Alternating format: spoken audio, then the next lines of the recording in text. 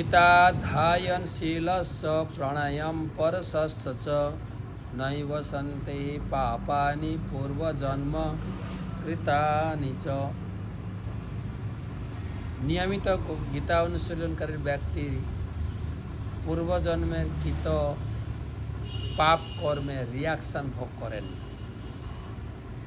आज के त्रयोचत्वारिंशततम श्लोक तथा तृतीय अध्याय अंतिम श्लोक।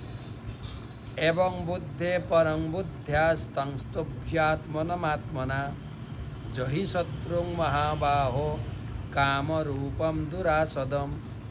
एवं बुद्धे परं बुद्ध्या संस्तुभ्यात्मना आत्मना जहि शत्रुं महाबाहो कामरूपम दुरासदम। हे महावीर अर्जुन, निजेके जड़ इंद्रिय मन और बुद्धिर अतीत जेने निश्चयात्मिका बुद्धिर द्वारा मन को स्थिर करो। एभावे चित शक्तिर द्वारा कामरूप दुर्जय शत्रु के जय करो। अतएव भगवान बोलছেন काम जयेर एटाई হচ্ছে उपाय। তুমি মনে করো इंद्रिय থেকে मन से मन থেকে बुद्धि बुद्धिर উপরে তুমি आत्मा এই आध्यात्मिक ज्ञानটা থাকতে হবে। प्रत्येके हमारा ईश्वरेर अंश आत्मा, हमारा केउ स्त्री पुरुष नहीं। शास्त्रे बला आछे पुरुष एकमात्र कृष्ण और हमारा प्रकृति। আমরা একে অপরকে কেউ ভোগ করতে পারি না। তো একমাত্র ভোক্তা হচ্ছেন ভগবান। তিনি গীতায় দাবি করেছেন ভোক্তারম জগত তপস্য। তাই এই জ্ঞান যখন আসবে সমস্ত আমরা সবাই ভগবানের ভোগ্য।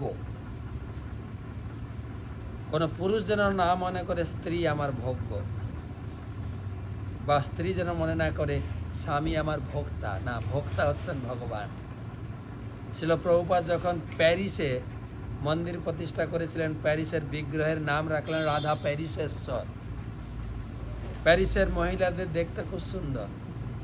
প্রভুপাদ বললেন তোমরা ভোক্তা নও, ভগবান, তাই নাম রাখলাম রাধা প্যারিসেশ্বর।